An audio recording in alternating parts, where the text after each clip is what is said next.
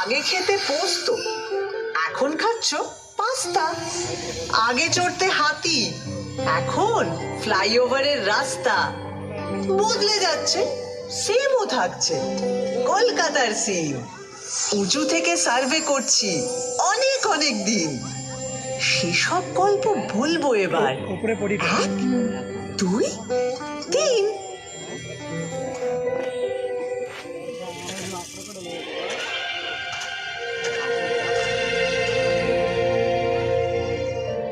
আমায় নিয়ে পট এঁকেছে, এখন হচ্ছে মিম। বয়স হলো 300, 400, 1000 খানেক থিম। কি বলবে আর কি বলবে না, যদিও মেয়েটা ভালোই চেনা, তবু নিজেও ঘুরতে এলাম, দুজন মিলে টিম।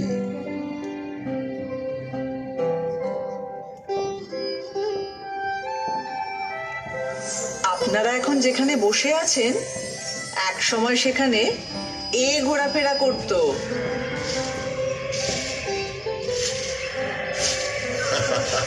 কোথায় জুরাসিক পার্ক আর কোথায় পার্ক স্ট্রিট। এখান থেকে শুরু করলে মোবাইল ফোনে আসতে আসতে 52 এপিসোড লেগে যাবে। তার চেয়ে একটা চেনা জানা ব্ল্যাক এন্ড হোয়াইট দিয়ে শুরু করো। তাহলে এটা দিয়ে করি। একটা গাড়ি সা করে বেরিয়ে এলো 38-2 এলগিন রোডের বাড়ি থেকে 1941 সালের 16ই জানুয়ারি রাত্রে, এবং সোজা ঢুকে পড়ল বাঙালির আত্মার ভেতর। না না না না না, নেতাজি সুভাষচন্দ্র বসু তার আগেই কলকাতার আত্মায় ছিলেন। উনি তো 1930-এ কলকাতার মেয়র হয়েছিলেন। কংগ্রেসের প্রেসিডেন্ট হয়ে তিনি ভারতেরও আত্মায়। তবে ব্রিটিশদের চোখে এক মন ধুলো দিয়ে ওই মহা নিষ্ক্রমণ। 3-4 রকম ছদ্মবেশ, একেবারে থ্রিলার। তার উপরে আক্ষরিক অর্থেই তিনি মৃত্যুহীন। এরকম সুপার হিরো কলকাতা আর পায়নি।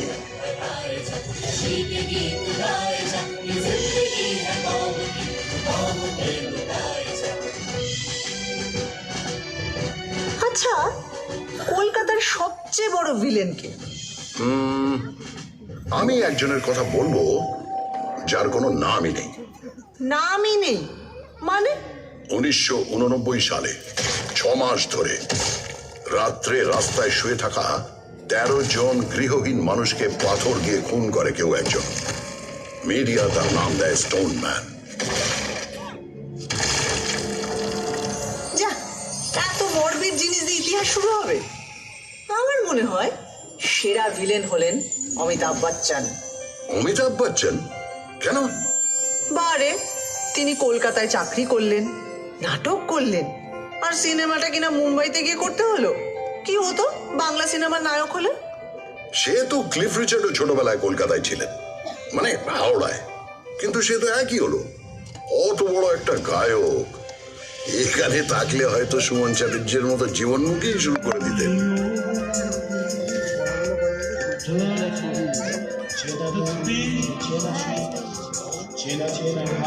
আর পেলে? পেলে কলকাতায় ছিলেন না? কিংবা লিওনেল মেসি? ফুটবল নিয়ে আর কি মারবে না বলে দিলাম। 1911 সাল আইএফএ শিল্ডের ফাইনালে 2-1 গোলে মোহনবাগান হারিয়ে দিল সাহেব টিম ইস্ট ইয়র্কশায়ার রেজিমেন্টকে। ভাবা যায়, পরাধীন দেশে ইংরেজ টিমকে হারাচ্ছে একটা দল যার সকলে ভারতীয়। কলকাতার ইতিহাসে জল করছে সেই দিনটা। ওই সালেই কিন্তু ভারতের রাজধানী সরিয়ে নিয়ে যাওয়া হচ্ছে দিল্লিতে। তার আগে 139 বছর ধরে আমিই ছিলাম রাজধানী। ব্রিটিশ ভারতের মোস্ট ইম্পর্টেন্ট শহর। আরে তাতে লজ্জার কি? এ তো গর্বের ব্যাপার। কলকাতায় তখন স্বাধীনতা আন্দোলনের এমন ঝাঁজ, ব্রিটিশরা সইতে পারছিল না, তাই 1905-এ ঠিক করলো বাংলাকে দুভাগ করে দেওয়া হোক।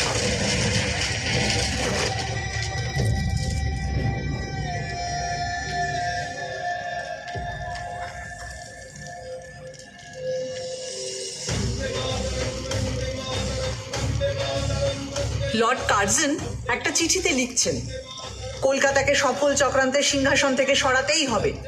আরে সুরেন্দ্রনাথ ব্যানার্জির নেতৃত্বে এখানেই তো তৈরি হয়েছিল জাতীয়তাবাদী ইন্ডিয়ান অ্যাসোসিয়েশন, তারপরে এখানেই হয়েছিল অল ইন্ডিয়া ন্যাশনাল কনফারেন্স, আর সেই থেকেই তো কংগ্রেস। সাধে কি ব্রিটিশরা সুরেন্দ্রনাথকে বলতো সারেন্ডার নট? বঙ্গভঙ্গ তো করেই উঠতে পারলো না সাহেবরা প্রতিবাদের চোটে। হ্যাঁ, আর বছর 6 পরে রেগে মেগে রাজধানীটাই বদলে দিল।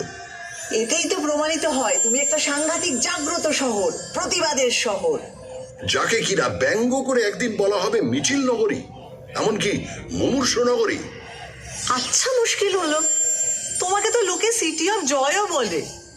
ব্রিটিশদের সময় তোমাকে বলা হতো the second city of British empire, মানে লন্ডনের পরেই। সে তো পয়সার জন্যে। এখান থেকে ব্রিটিশদের কি মুনাফা, রাজস্ব আদায়, পাট বিক্রি, কোটি কোটি টাকা। কি মুশকিল, কলকাতার নিন্দে করলে খেপে উঠবে, আর কলকাতার প্রশংসা করলে নিজে নিন্দে করতে শুরু করবে, মানে তর্ক লাগাও, তাই না? সে তর্কাতর্কি আমার রক্তে। ভারতে সেন্সরশিপের প্রথম আইন তৈরি হয়েছিল কেন জানো? 1872-এ গিরিশ ঘোষ যখন এই শহরেই তৈরি করলেন ন্যাশনাল থিয়েটার, প্রথম নাটকটাই হলো দীনবন্ধু মিত্রের নীল দর্পণ।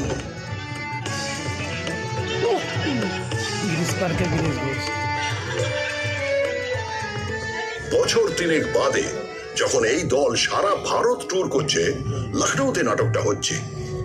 যে সিনটায় ভারতীয় রায়ত এসে অত্যাচারী নীলকর সাহেবকে মারছে, তা দেখে দর্শকের মধ্যে থাকা ব্রিটিশ সৈন্যরা স্টেজে উঠে সব লন্ডভন্ড করে দিল। তারপরের বছর প্রিন্স অফ ওয়েলস কলকাতায় এসেছিলেন, তাকে অভ্যর্থনা করা নিয়ে ব্যঙ্গ নাটক। আবার অত্যাচারী পুলিশ কমিশনারকে নিয়ে স্যাটায়ার। ব্যাস, ড্রামাটিক পারফরমেন্স অ্যাক্ট, সেন্সরের খাড়া। শোনো শোনো, যার সেন্স বেশি তার পেছনে সেন্সর লাগবেই। এটা ভালো বলেছ। 1870-এ যখন জেমস হেকি এখান থেকে প্রকাশ করলেন ভারতের প্রথম খবরের কাগজ দ্য বেঙ্গল গেজেট, সেখানে তিনি লর্ড হেস্টিংসের স্ত্রী লেডি হেস্টিংসের কাজকর্ম নিয়ে অব্দি সাংঘাতিক নিন্দেমন্দ করে লেখা লিখতেন। আর এখনো লিটল ম্যাগাজিনেরা সমস্ত এস্টাবলিশমেন্টকে নিয়ে সেইভাবেই সমালোচনা করে। সারাদিন প্রতিবাদ, রাগ, অথরিটিকে ব্যঙ্গ, এগুলো পেটে গজগজ করে বলে কলকাতার লোকের লিভার খারাপ। মোটেই নয়, সব লিভার খারাপ নয়। এই হাওড়া ব্রিজ, সেটা তো ক্যান্টিলিভার, 1943 থেকে দাঁড়িয়ে আছে।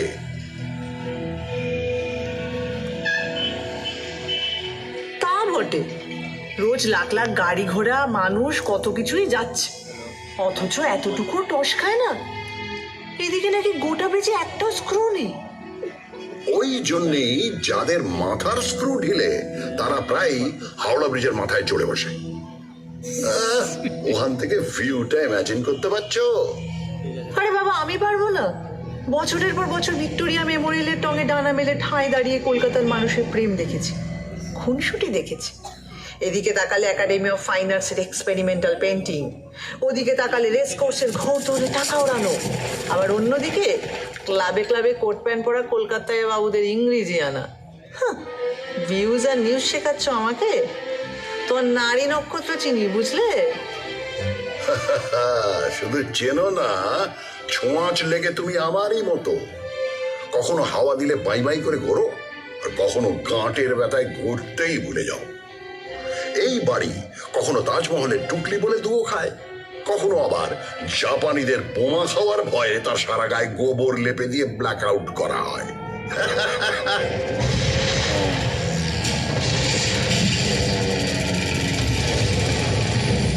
কত হাসির তো কিছু নেই, তোমার মুখে তো কমকালির পৌঁছ নেই বাবু। ওই দ্বিতীয় বিশ্বযুদ্ধের সময় যখন তোমার রাস্তায় শুয়ে খিদের জ্বালায় শয়ে শয়ে লোক মরেছে, আর অন্য লোকেরা তাদের ডিঙিয়ে নির্দ্বিধায় অফিস করেছে, আড্ডা মারতে গেছে। ফ্যান দাও, ফ্যান দাও চিৎকার চাপা দিতে দরজা জানলা বন্ধ করে গ্রামাফোনের গান শুনেছে। তখন কোথায় ছিল তোমার প্রতিবাদী ফটর ফটর? দেখো, যা করার অনেকটাই করা হয়নি, কিন্তু পাড়ায় পাড়ায় লঙ্গরখানা খোলা হয়েছিল, সে তো ঠিক। আর দুর্ভিক্ষটা সরকার, রাজনীতিবিদ, আমলাদেরও তৈরি। স্বয়ং উইনস্টন চার্চিলও সে দায় এড়াতে পারেন না অতগুলো লোকের মৃত্যুর, যাদের সম্পর্কে তিনি বলেছিলেন, এমনি না খেতে পাওয়া বাঙালিরা আরেকটু না খেতে পেলে বিরাট ক্ষতি নেই। সেটাও মনে রেখো। এও মনে রেখো, বিজন ভট্টাচার্যের অসামান্য নবান্ন নাটক অভিনীত হয়েছিল এই দুর্ভিক্ষ নিয়েই, এই শহরে। তা অবশ্য ঠিক। 1942-এ তৈরি হওয়া IPTA, Indian People's Theatre Association, ছিল বামপন্থী শিল্পীদের সংগঠন, যা থেকে কলকাতায় কত মণিমুক্ত জন্ম হয়েছে তার ইয়ত্তা নেই।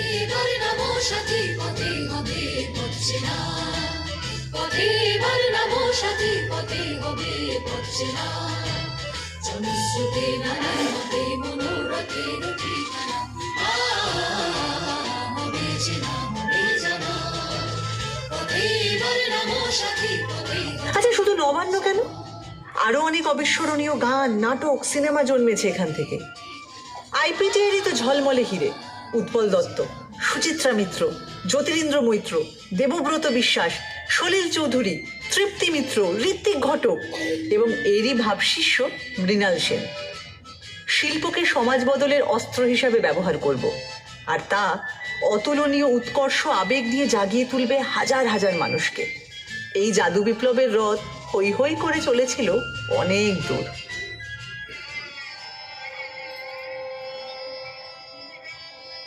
43-এর দুর্ভিক্ষের প্রায় 170 বছর আগে, তখনও তুমি জন্মাওনি।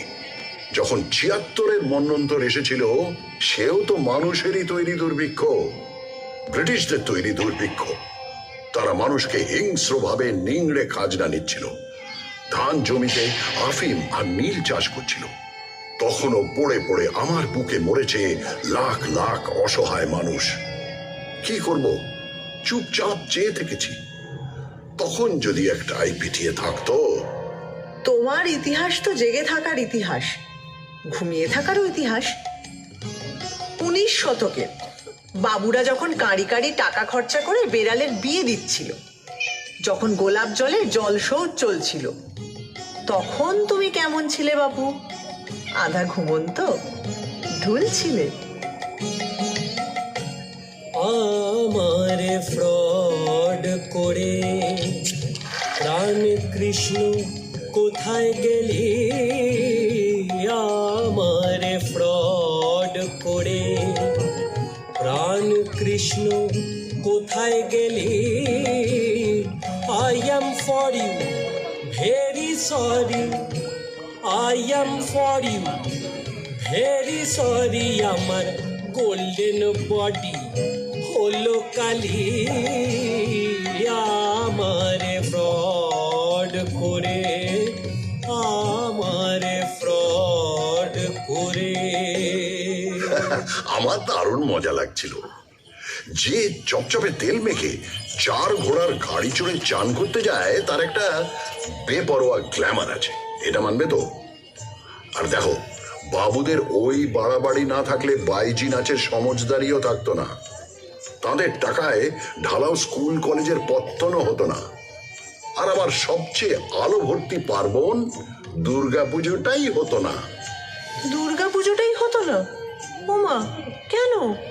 আরে শোভাবাজারের বাবু নবকৃষ্ণ দেব মাদ্রাসা তৈরির জন্য প্রচুর টাকা দিয়েছেন, রাস্তা তৈরি করে দিয়েছেন, সারা দেশ থেকে গায়ক বাজনদার এনে বিশাল সঙ্গীত সম্মেলন করেছেন। আবার পলাশির যুদ্ধের সময় তিনি সিরাজের বিরুদ্ধে চক্রান্তে শুধু সামিলই ছিলেন তাই না, যুদ্ধ জয় উপলক্ষে বিরাট দুর্গাপুজো করেছিলেন। সেটাই তো দুর্গাপুজোকে একটা বড় পার্বণ হিসেবে আমাদের সমাজে প্রতিষ্ঠিত করলো। এ তো ভারী গোলমেলে ব্যাপার। যে লোক বাংলাকে ইংরেজের হাতে তুলে দিল, সেই লোকই আবার দুর্গাপুজো চালু করলো। একদম। বাংলা ইংরেজদের হাতে কিন্তু যেত না, যদি সিরাজউদ্দৌলা 1756 বিশাল বাহিনী নিয়ে আমায় আক্রমণ না করতেন। উনি ইস্ট ইন্ডিয়া কোম্পানির সেনাদের গুঁড়িয়ে না দিলে ইংরেজরা চট করে একজন নবাবের বিরুদ্ধে ওভাবে যুদ্ধ